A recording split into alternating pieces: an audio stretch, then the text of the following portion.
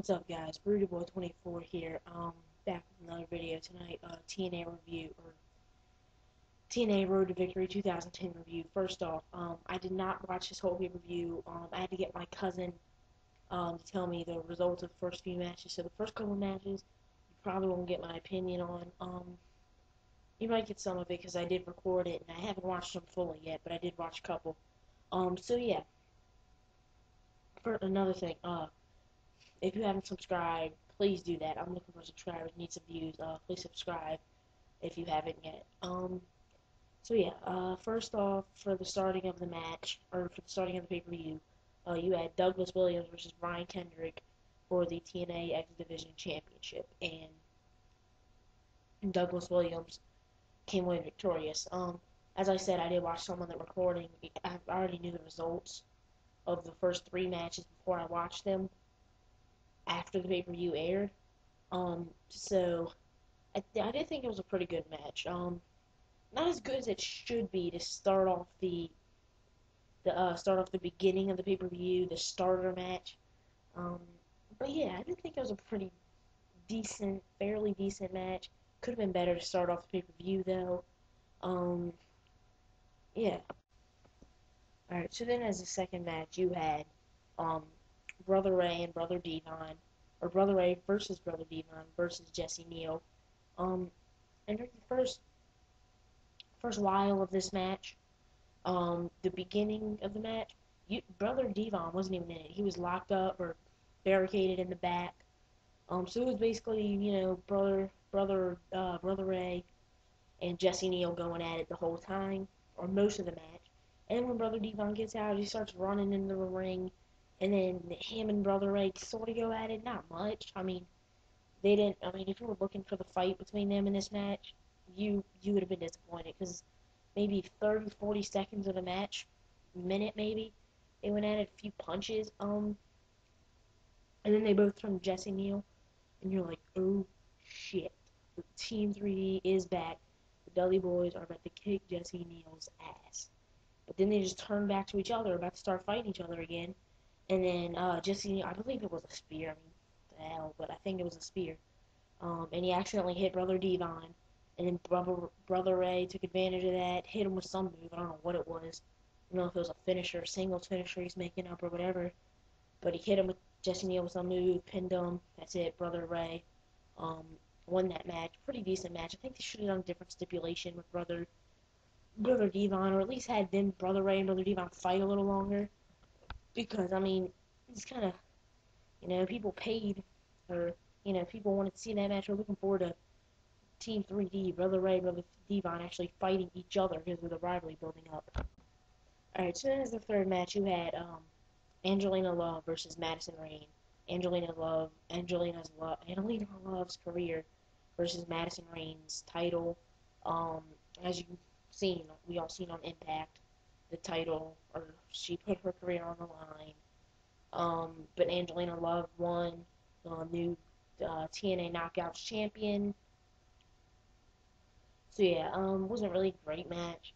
I didn't jump out of my seat for it, whatever. It wasn't horrible, it's not the worst match I've ever seen.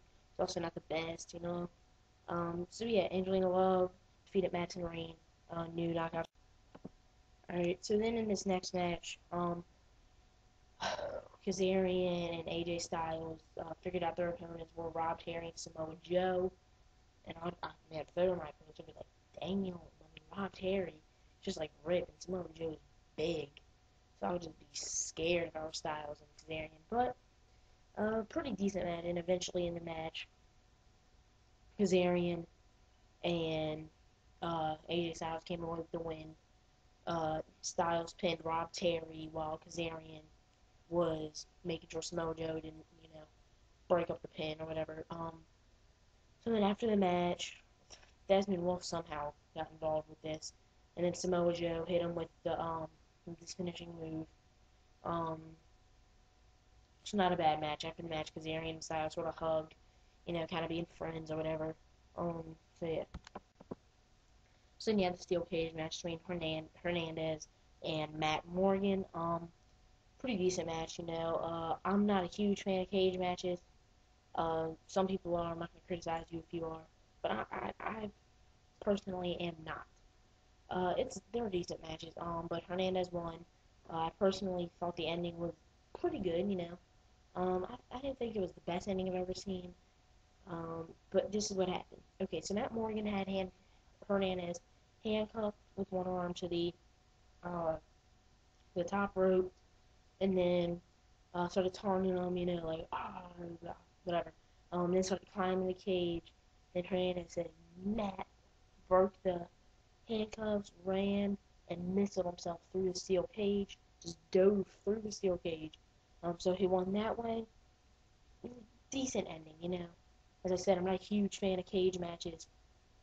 So that's why it wasn't a great ending for me, but it was still a decent ending. Alright, so then you have Jay Lethal over Ric Flair. He defeated Ric Flair with his own submission hold, the figure four leg lock. I know Ric Flair's tapped out for a good amount of time, but I've never seen him tap out to his own uh, submission move, the figure four leg lock. I don't think he's ever had. If he did, and you know time besides this, just let me know. If he did, I'm not too sure if he ever did. But it was a nasty thing in this match. Ric Flair got his wrestling tights, whatever you want to call them, his draws, whatever, got them pulled down. I mean, I never understood why wrestlers show their bare ass to the freaking world, especially when you're as old and soggy as Ric Flair. It's pretty freaking gross. It's like Rosie O'Donnell in Playboy, but yeah. So Jay Lethal beat Ric Flair with his own move. Decent match. Could have been a little better though, but yeah. Alright, so then you had a really good match of the night. You had Motor City Machine Guns versus Beer Money. So here's how it happened. The first referee, it was a good match. The first referee kind of got knocked out.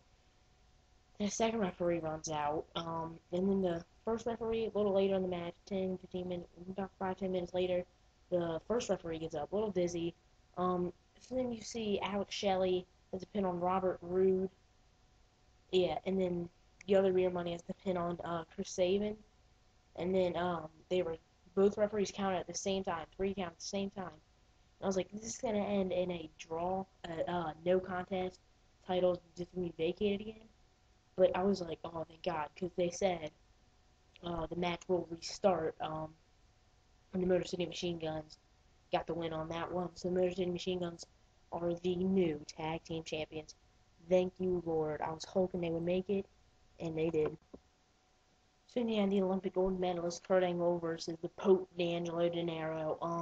A really good match. It was going all good and stuff, and then it ended. I was like, whoa, you freaking kidding me? That was a short match. Um, and at no point in the match did it look like Pope was gonna win the match. So I mean the whole match, it just looked, you could tell Kurt Angle was gonna win. So that was a pretty simple match. I mean, it was good, but it was short. Kurt Angle over the Pope. So then the last match of the night, the Fatal 4-Way for the TNA World Heavyweight Championship, Mr. Anderson versus Jeff Hardy versus champ RVD versus Abyss. At the beginning of the match, all 4 of them were just standing around, kind of, just like walking around, staring at each other, because there was a bunch of phases in that match.